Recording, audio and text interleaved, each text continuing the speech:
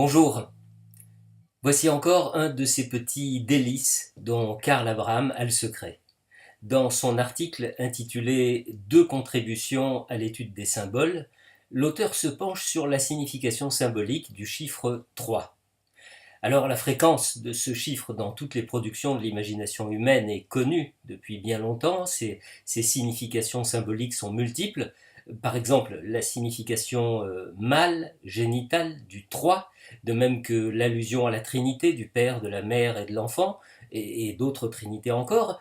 Mais, écrit Karl Abraham, j'ai trouvé à ce chiffre une autre signification moins connue.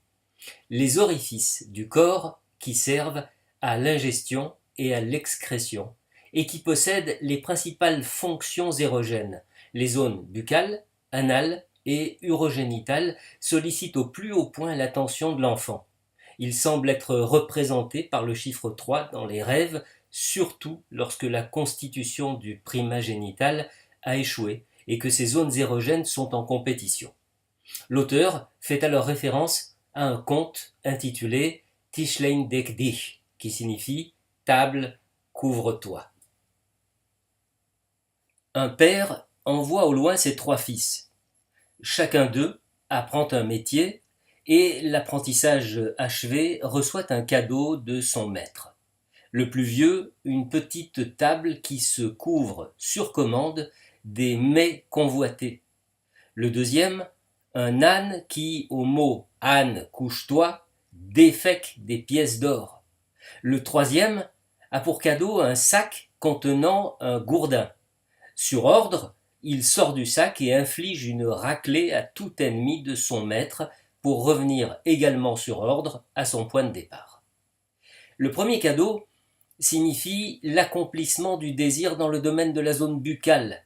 Tout enfant souhaite que la toute-puissance de ses pensées soit en mesure de lui procurer n'importe quand tous les mets qu'il désire. Il en est de même du deuxième cadeau, la valorisation des fesses, des excréments, leur identification avec l'or nous sont familières. Ce cadeau réalise le désir de se procurer les richesses convoitées par la voie anale. La signification du troisième cadeau est moins claire, mais se révèle lorsque nous évoquons le sens symbolique typique du bâton. Le sac au bâton et les ordres qui lui sont adressés, Gourdin sort de ton sac et Gourdin revient au sac, ont clairement le sens de l'érection et du processus inverse. Le troisième fils a eu en don une puissance illimitée, obéissant inconditionnellement à sa volonté. Le conte renferme donc trois accomplissements de désir selon les trois zones érogènes.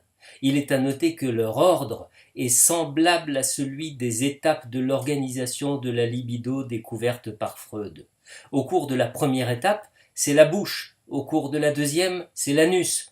À la troisième étape, définitive, c'est le sexe qui revêt une signification érogène prévalente.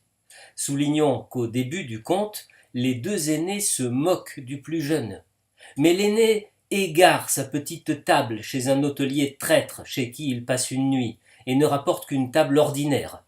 À la maison, son père se rit de lui lorsqu'il essaie vainement d'obtenir des mets savoureux.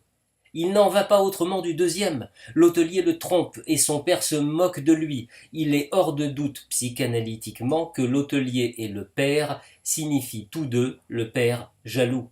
Seul le gourdin du plus jeune fils aura raison de l'hôtelier et de la virilité qu'il symbolise. Chez lui, son père le reconnaîtra. Ainsi, le conte confirme l'expérience réelle.